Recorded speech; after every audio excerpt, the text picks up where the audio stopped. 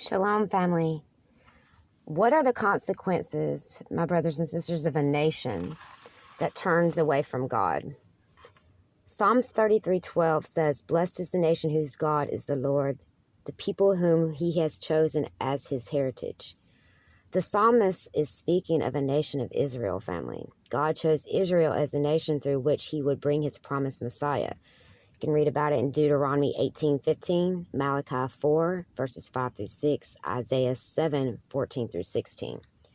He promised to provide, bless, and protect the Israelites' family if they followed him. But the Old Testament gives us a heartbreaking details of what happens when they turn away from him in Ezekiel 5, Ezekiel 28, and Isaiah 1. Israel's history shows us basically that some of our consequences, that can befall on a nation when its people basically turn on God or just give up on God. No other nation on earth will ever have the position that Israel has in God's great plan, family. It's just not going to happen. It would be a mistake to claim many of the promises that God made to Israel because they were for a specific time and purpose. For example, nations today are not promised bumper crops and healthy livestock if they obey the Mosaic law. And you can see that in Deuteronomy 28:4. The promise was for Israel under the old covenant. In the promised land, the blessing was specifically tied to the land of Israel in verse 11. But many of the general principles, brothers and sisters, found in scriptures are applicable to everybody. It should apply to everybody. We can learn from Israel's history what generally to expect when nations, such as what you're seeing in America today. America's far from what we used to be. And if you're having a hard time accepting that truth, then please, I pray that the Lord, takes the veil, clears your eyes so you can see. Because this nation is not doing well, family. It is very obvious on the many, many abominations and many, many things that are being accepted and pushed onto the children. It's so much going on. And we can learn from the history of Israel and what the Lord generally expects when, what we should expect when we rebel against his commandments, what a holy Lord is going to do. As long as the Israelites honored the Lord, destroyed idol temples, and kept God's commandments, the Lord was actively involved in their defense when other nations fought against them, right? Exodus 14 is the first example of the Lord as defender for the newly formed nation of Israel. As Moses led the people out of Egypt, Pharaoh and his armies raced after them. The people were terrified and began to doubt whether Moses knew what he was doing. But then Moses answered the people, "Do not be afraid, stand firm, and you will see the deliverance of the Lord will bring you today.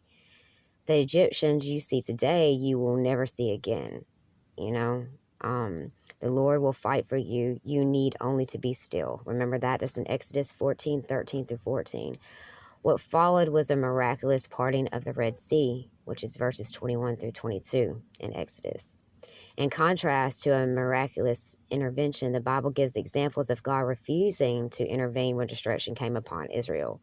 2 Kings, beginning in chapter 24, details the end of God's blessing on Israel. God's chosen people had defiled the Lord, built idol temples, and filled their lives with fornication, murder, and adultery. They had desecrated the temple, ignored the law for generations. God sent prophets to call them to repentance, but they would not listen and often killed those messengers. Family, you can read about that in Luke 11:27 through 28. The Lord had warned them repeatedly, and they refused to listen. He sent judgment in form of invaders who took them captive, destroyed their cities. 2 Kings 24, verses 12 through 14. The once great nation had been brought low and lost blessings. Basically, God wanted to give them, but they kind of messed that up for themselves. The general principle, we learn that sin brings on basically negative consequences. Family, it's never going to bring anything good or blessings. Galatians 6:7 is God's warning to individuals and a nation that he will not be mocked. We will reap what we sow. Many nations, have brought God's judgment upon themselves for their sin. Look at Edom in Jeremiah 49:17 through 22. Assyria in Zephaniah 2:13 through 15. Sodom in Genesis 18:20. And Babylon, good old Babylon, in Jeremiah 51. They're all wiped out, basically, according to the biblical prophets, for their evil before the Lord. There remain no representatives in Exodus 23:23, the Moabites in Zephaniah 2:8 through 10, and the Philistines in Zephaniah 2:5, due to their stubborn rebellion against the Lord. They were full of pride. God blessed Israel and prospering them when the people honored him. God had brought them basically into a land that was flowing with milk and honey in Numbers 14:8. When they obeyed him, family, he promised to provide everything they needed and protected their lives. Exodus 23, verses 25 through 26. He cared that they lived peacefully and happy.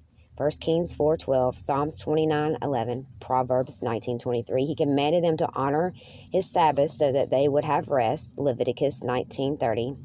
But when Israel followed wicked kings into idolatry and harlotry, basically God sent famines and pestilences on the land that he loved in Ezekiel 5:17.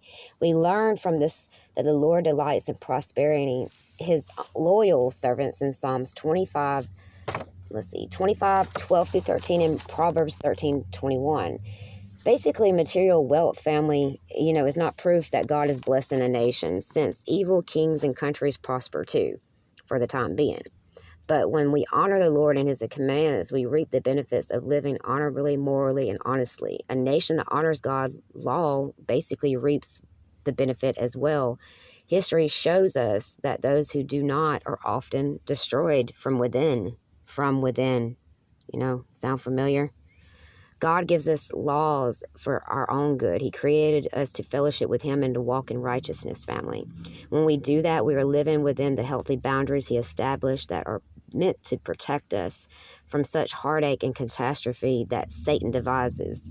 But when a nation turns from the true God and becomes its own God, the Lord removes his protective hand. That's it. The hedge of protection is off that nation or that country. And then it allows that nation to experience the world, it has demanded. Basically, you reap what you sow. Romans 1:18 through 32 shows us the progression of people and nations that have defiled God and redefined morality. Homosexuality, unbridled lust, idolatry are all parts of God's judgment, basically, on a nation that has turned from him, family. That's just a few things. And nowadays you could talk about abortion. I mean, there's a few things that he's not going to stand for, and that nation will be judged and judged harshly. The good news is that God knows that who are his and promises to reward us. And even though, when all others have turned away, Malachi 3:13 through 18 contains one of the most comforting passages in the Old Testament. It reminds us that God is watching. He is all-knowing. He knows all. He sees all, and he will judge righteously, family. Even when a nation says, oh, you're being a bigot, you're being a this, you're being a that, they are not the creator of this universe. Their little opinion and their feelings don't matter over the truth of God, family. You have to stand bold. You have to, especially in these times, you got to stand bold upon the rock of Christ, the solid rock. It's the only way you're going to be able to withstand such people. Even when a nation turns away from God, individuals within that nation can still follow him. We can still follow him and know that our names are written in God's book of remembrance. So stand firm. Remain steadfast. Love you guys. Later.